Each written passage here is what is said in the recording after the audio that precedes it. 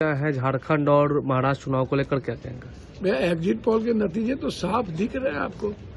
महाराष्ट्र में exit poll कह रहा है नेक टू नेक फाइट, जबकि वहां हम बहुत आगे हैं। जिस तरीके से मराठी वर्सेस गुजराती का नफरत पैदा किया गया, वहां पर लोगों ने शरद पवार जी, राहुल गांधी जी, प्रियंका गांधी जी और उद्धव ठाकरे जी पर भरोसा किया।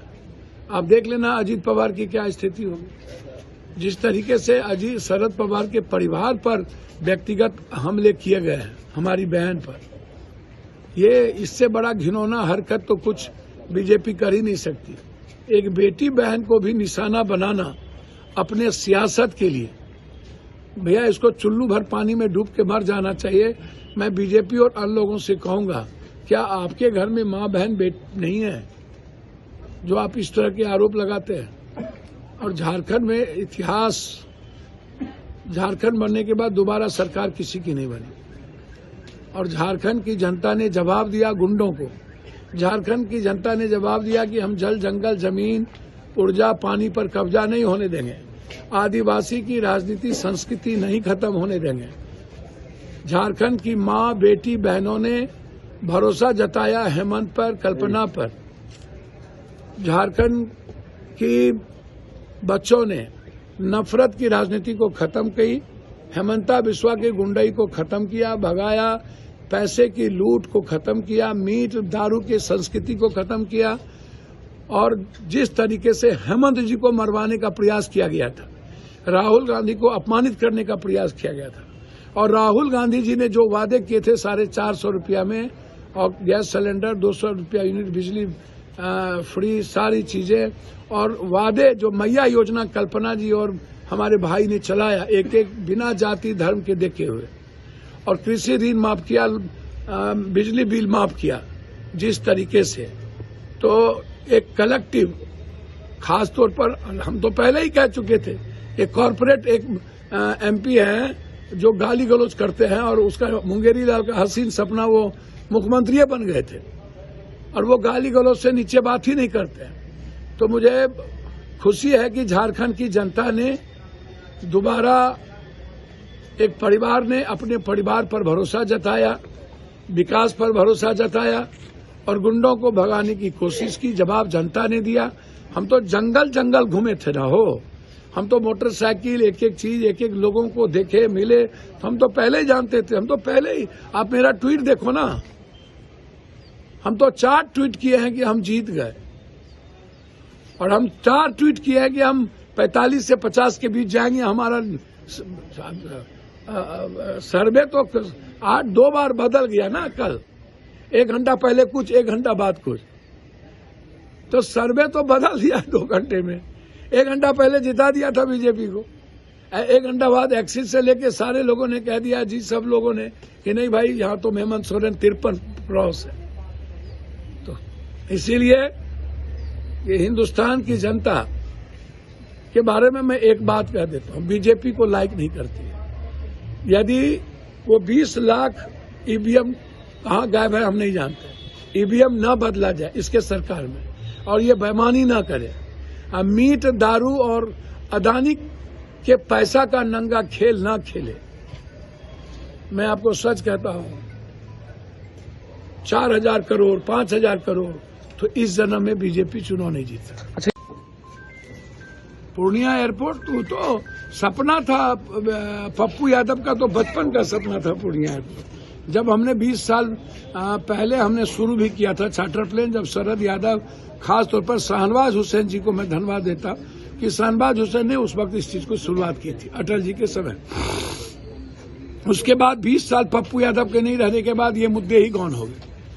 11 साल प्रधानमंत्री जी रहे। वैसे मैं धन्यवाद प्रधानमंत्री नीतीश कुमार जी दोनों को दूंगा, और हम अपने मिनिस्टर को तो देंगे कि क्योंकि हमारी भावनाओं को यूनियन मंत्री ने, हमारे भाई, उनके पिता ही हमारे मित्र थे, उन्होंने 7 बार लोकसभा में मामला उठाया, 5 बार हम मिले, और मैंने उनसे आग्रह किया था कि दरभंगा के तर्ज पर आप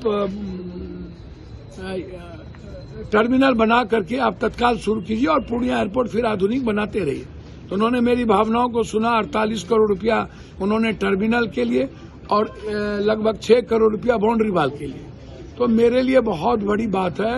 ये पूर्णिया की जनता के संघर्ष की देन है कि पप्पू अपने बेटे के लिए, हम तो एक सेवक हैं, हमारा तो दायित्व था। हमने तो वादा किया था 4 महीने के अंदर एयरपोर्ट, हमने 5 वादे किए थे, 5 वादा पूरा कर दिया। 5 वादा, एयरपोर्ट, मेडिकल, बार, NH और रेलवे। और जो वादे हैं आपको 2 साल के अंदर देखने को मिलेंगे।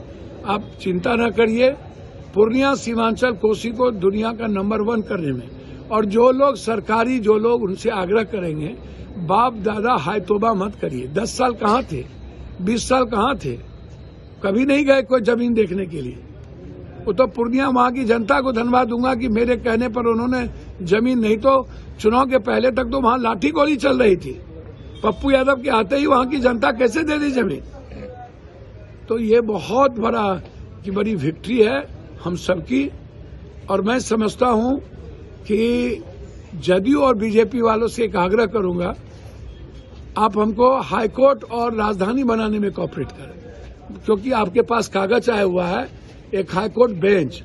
आपको बहुत ज्यादा पूर्णिया के प्रति चिंता है, तो एक हाईकोर्ट बेंच और पूर्णिया को उपराजधानी बनाने की आप चिंता। और जदयू, भागलपुर भी तो जदयू भाजपा है, तो क्यों आज तक प्लेन नहीं बनी, अब एयरपोर्ट नहीं उड़ा, पूर्णिया क्यों उड़ गई, भागलपुर क्यों नहीं उड़ा लिए, रक्सौल क्यों नहीं उड़ा लिए, बताइए ना। पूर्णिया इसलिए उड़ी कि पूर्णिया की जनता और पप्पू यादव की इच्छा शक्ति है, नीयत साफ है, जिद है। 20 साल से आप मृत प्राय हो गए थे और आपको पूर्णिया के एयरपोर्ट और पूर्णिया के विकास से कोई मतलब नहीं था। चाहते हैं कि मैं नीतीश जी सुरक्षा हमें दे, उनकी इन्वॉल्वेशन रहती है पदाधिकारियों के बीच। कुछ पदाधिकारी 3-4 हैं, मैं ये कहा, ये लोग नहीं चाहते हैं कि पप्पू यादव सच बोले, पप्पू यादव की कद बढ़े, पप्पू यादव आगे बढ़े, उसको मैं नंगा करूँ। वो आपका फोटो लेकर भेजते हैं क्या कहीं किसी? वो क्यों भेजेंगे, उसका क्या लेना देना। फोटो तो क्रिमिनल का आदमी रैकी करता है, इसका नहीं। ये सब चीज गंदी राजनीति में नहीं करता। मैं राजनीतिक रूप से नहीं बढ़े और सुरक्षा न मिले, इसमें यहाँ के पदाधिकारी की भूमिका रहती है। मैंने पहले ही कह दिया, ये छोड़िए ना, हम काम कर रहे हैं, कौन थ्रेड दे रहा है, कौन रैकी कर रहा है, कभी पाकिस्तान, कभी मलेशिया, कभी नेपाल। मैं इतना कहूंगा कि आप सबको सुरक्षा दीजिए। हम तो इतना बोले, नीतीश कुमार जी को पहले बार मुख्यमंत्री बनाने में क्या पप्पू यादव उनके छोटे भाई की भूमिका नहीं थी? इनके राष्ट्रीय एक महासचिव है और कुछ पदाधिकारी है जिनको मैं नंगा करूंगा। इनका टेप है, इनका ये जिस तरीके से प्रशासन को प्रभावित करते थे चुनाव में भी, चुनाव के बाद भी, कि पप्पू यादव को रोको, पप्पू यादव किसी तरह से फंसाओ। तो एक राष्ट्रीय महासचिव है जिनका नाम लूंगा, उनका टेप भी है मेरे पास, जो बड़े पदाधिकारी से वो बात कर रहे थे। और कुछ पदाधिकारी यहाँ जो इन्वॉल्व हैं, जिसको मैं सदन में अभी उठाने जा रहा हूँ, जैसे अस्पताल के मामले में जो अभी घोटाले हुए हैं, तो लोकसभा में मैं ये मामला उठाऊंगा। ऐसे पदाधिकारी लोग हैं जो पप्पू यादव को सच बोलने से रोकना चाहते हैं, और कुछ लोग हैं जो सच्चाई के साथ आवाज उठाने पर पप्पू यादव को खत्म करना चाहते हैं। तो वही लोगों की, सब लोगों की मिली भगत है जो सुरक्षा, भैया हमको सुरक्षा नहीं दो, मुझे नहीं चाहिए, गाली गलौज भी, लेकिन किसी, आपका भी परिवार है, मेरा भी परिवार है। मैं उस राष्ट्रीय महासचिव से और कुछ पदाधिकारी से कहूंगा, परिवार तो सबका है ना। कौन है राष्ट्रीय महासचिव? और कुछ पदाधिकारी से कहूंगा कि आप अपने बेटे पर 1 करोड़ 2 करोड़ रुपया आप टेनिस पर खर्च करते हो, कहाँ से लाते हो पैसा? हाँ, आपका बेटा टेनिस कहाँ खेलता है? और आपका बेटा है तो मेरा भी वो बेटा है। तो आप परिवार को सुरक्षा परिवार की नहीं मिलना, ये तो बहुत दुखद बात है। आप सीसीटीवी भी दिखा रहे थे, सीसीटीवी में डेली रैकी करता है। अब तो देखा, मुझको नहीं पता कौन है, मैंने आपको दिखाया कि कैसे यहाँ फोटो लेकर के रैकी, अर्जुन भवन जहाँ मैं रहता हूँ, शांति भवन जहाँ मेरा कार्यालय है, दोनों जगह मिल करके ये ऊपर कहीं न कहीं भेजता है यहाँ से। और जब मैं सिल्लीगुड़ी पहुंचा तो कहा पहुंच गए, पटना आज 4 बजे पहुंचा तो बोला पहुंच गए। तो उसको हर बात की खबर रहती है। तो मुझे चिंता नहीं है कि कौन है वो जो लगातार आपकी रेकी कर रहा है। भैया हमको क्या पता कौन है भैया, हम तो सारी सरकार को रिपोर्ट दे देते हैं, तो सरकार 2 महीना से जांच कर ही नहीं रही है। 18 बार 19 बार धमकी देने के बाद सरकार जांच करती ही नहीं तो उसमें मैं क्या करूं? मेरी सुरक्षा मत करिए। नीतीश कुमार जी, मैंने चिट्ठी लिखा है अमित भाई को, अमित भाई आप सबको सुरक्षा दीजिए, लेकिन हमारे परिवार की सुरक्षा तो अमित भाई आप करेंगे ना। आपका परिवार मेरा परिवार क्या है, तो हमारे परिवार की सुरक्षा करें, यही आग्रह। आपने जदयू के एक नेता का भी नाम।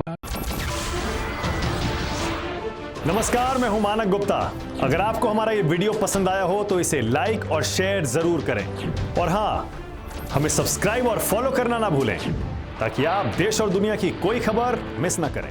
तो जुड़े रहिए हमारे साथ और देखते रहिए न्यूज़ 24।